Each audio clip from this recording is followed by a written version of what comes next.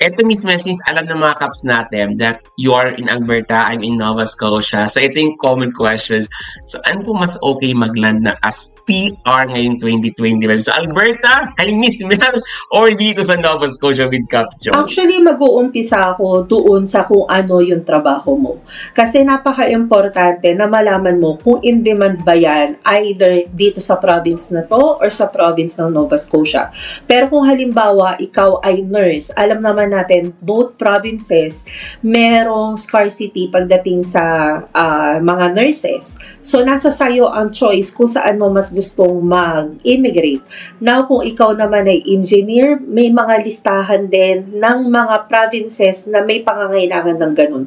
So, dun ka muna mag-umpisa. Bakit? Anong gagawin mo sa isang probinsya na wala ka namang mahahanap na trabaho? 'Di ba? So, nandoon. Pangalawa, tignan mo din yung immigration pathway nila doon sa provinces na yan. Kasi may mga provinces na, let's say, mandatory requirement ang job offer. And let's say, gustuhin mo man doon sa province na yun, hindi ka naman nagkakaroon ng job offer doon. Nagkakaroon ka ng job offer sa ibang province. So, what's the point na ipaprioritize mo yung province na yun? So, tignan mo muna. Try mo mag-apply ka kung saan provinces ka po pwede.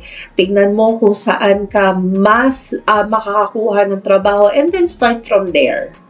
And that's it for today, Pumakap. Thank you very much for joining us, Pumakap. Before we end this video, we would like to invite you, Pumakap, to join our growing community, Canadian Dreamer Community. On this community, Pumakap, you will have an opportunity to access the following. You will be able to join our weekly webinar, Pumakap, plus our 5 days immigration success, and also we have an exclusive immigration bootcamp. You will be able to learn express entry, provincial nominee, or AIP, or how to find job offer here in Canada.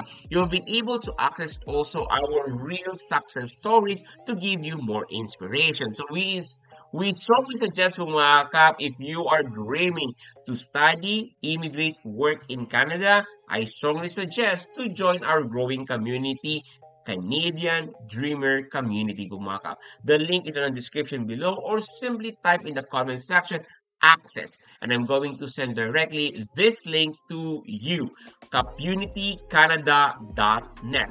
Thank you very much, mga kap, and signing out. Maraming salamat, mga kap, and see you here in Canada.